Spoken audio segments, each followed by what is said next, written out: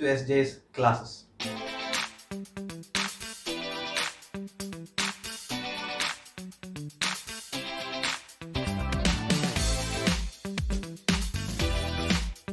This video lesson we will be discussing Dr. Samuel Johnson's first literary critic that we have to confront as part of this module is William, first of which is known as Partu tradition and the other as the Manipravalam tradition. A short introduction to the English novelist, journalist, essayist and critic. The two of the most popular Greek critics, Plato and Aristotle, is considered as the representative of the Greek era in Malayalam. That is a folklore mythological story that is being referred to here.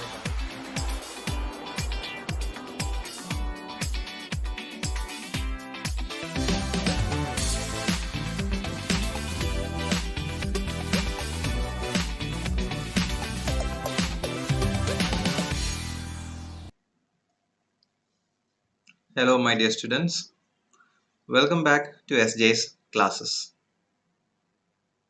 Today we will discuss another poem which is part of your paper Introduction to Literary Studies.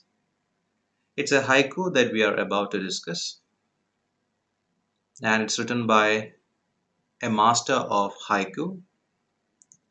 He was a Japanese poet. His name is Matsuo Basho.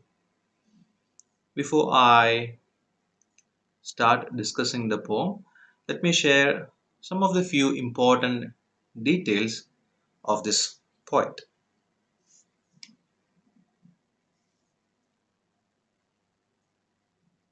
Basho was originally called Matsuo Munefusa, and he was born in 1644 in Ino Iga province. This is an old province of Japan in the area of Mie Prefecture, which is on the island of Honshu. He is today regarded as the master of haiku and one of the greatest poets in the history of Japanese literature. And since we are about to discuss a poem which is termed or categorized as a haiku, and since it is written by the master of haiku, it's important that I give you some idea into this poetic form which is called haiku. A haiku is traditionally a Japanese poem consisting of 3 short lines that do not rhyme. So we have 3 short lines, and it's not necessary that there must be a rhyme scheme, and consists of 17 syllables arranged in 3 lines of 5, 7 and 5 syllables respectively. So in the first line you will have 5 syllables, in the second 7, and in the final line you will have 5 syllables again. The origins of haiku poems can be traced back as far as the 9th century. So it's an ancient poetic form. Haiku were originally known as hokku and were defined as the opening stanza of a longer piece of writing. Eventually, this high stylized form grew into poetry that stood on its own, and today haiku is best known as a short and simple style of Japanese poetry. So initially it was used to give an opening to a longer piece of writing, but later on it got isolated and now it stands as an individual standalone poetic form. In Japanese, there are 5 moras in the first and third line. Moras are equivalent to syllables. So we have 5 moras in the first and third line and 7 in the second. A mora is a sound unit much like a syllable, but it is not identical. This rhythm is often lost in translation, as not every English word has the same number of syllables or moras as its Japanese counterpart. So when you go through the poem that we are about to read today, you will understand that distinguishing it into 5, 7, and again 5 syllables. It's a bit difficult task, and the reason is that moras in Japanese poetic form and syllables in English poetic form, they do not match. there is a mismatch between, or there is an incongruency when it comes to the syllable count. Prior to Basho, the haiku form was generally seen as little more than a literary pastime. Most haiku were constrained by formal rules and overloaded with allusions to classical literature and contemporary gossip. Basho, drawing on his own studies of Zen Buddhism, revolutionized haiku by crafting poems that focused on microscopic scenes from everyday life that touched upon enormous truths. And perhaps these are the reasons why we term him as the master of haiku. Now, from the status of a literary pastime, he evolved it into, or he revolutionized haiku into great standards by crafting poems that focused on everyday, minute things, microscopic scenes from everyday life, and which also, touched upon truths of life. Basha showed how volumes of insight can be compressed into just 17 syllables. His name and his legacy have virtually become synonymous with the word haiku itself, and his influence not only on Japanese literature but on literature of the world over is tremendous. And Basho was also popular for his renga. Renga are collaborative poems in which a group of poets would take turns writing linked stanzas. So each stanza would be written by a different poet. And finally, you will have a renga or a collaborative poem with linked stanzas. So Basho is known both for his haikus and also for the collaborative poems that he wrote with other poets. Now, some of his important works are The Weather Beaten Trip, which came out in 1684, which is a travel diary.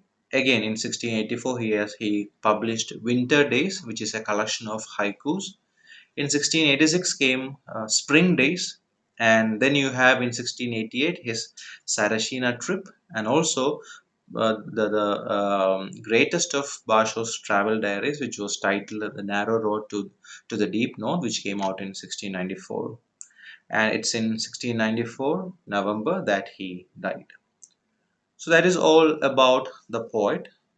Now let's come to the poem that we are about to discuss today. Before we read the English translation, it would be nice if you can listen to the Japanese version of the poem. We have several translations available for this particular Japanese haiku. I have chosen the one which I believe is the most suitable translation. Before we move into the English version, let's listen to the Japanese version. 古池や買わず飛び込む水の音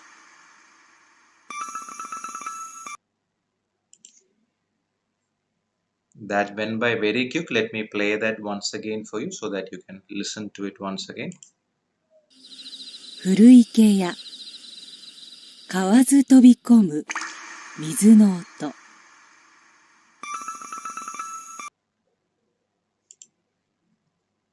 All right. I'm sure you have not understood anything, but when it comes to the English version, I'm sure you will understand it. So there are only 3 lines. It's a very short poem.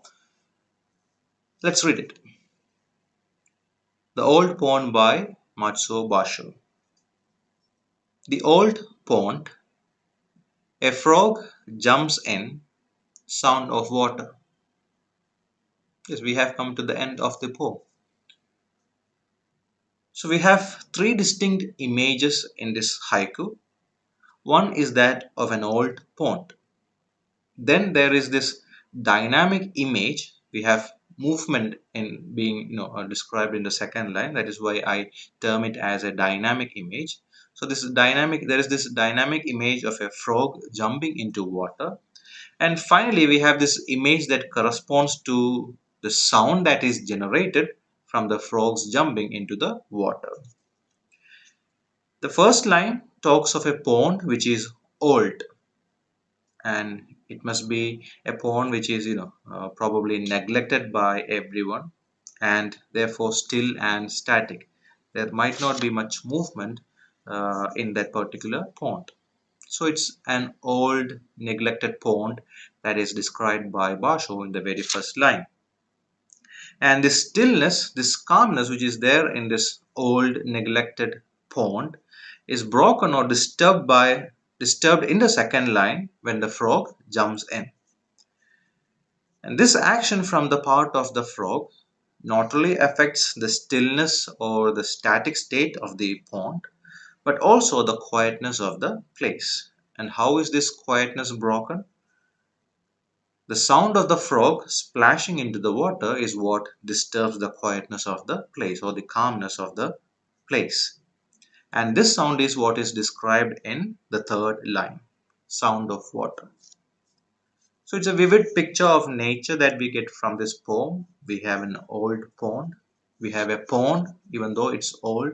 We have a frog. We also have the sound that comes from the frogs jumping into the water. There are no embellishments or add-ons or accessories that Basho has incorporated into this particular poem. And also, you don't find any rigorous employment of poetical devices to carry us away from the object of focus. It's just the cause and effect that Basho has portrayed through this haiku. Now there are many interpretations to this poem, like the old poem, which is in a static state, which is in a calm state. It refers to the state of the mind of a particular person or the mind of the poet when he wrote this particular poem, and the frog jumping into water and the effect it produces as the enlightenment that the poet received on seeing this particular sight. This has also been equated with the story of Buddha. There are many numerous interpretations available to this poem, and perhaps that is what increases the scope of this poem. You can interpret it in numerous ways, but let's just understand the plain basic facts behind this poem. You can associate it with spirituality, with enlightenment, with wisdom that is endowed in you in a sudden revelation, something like an epiphany.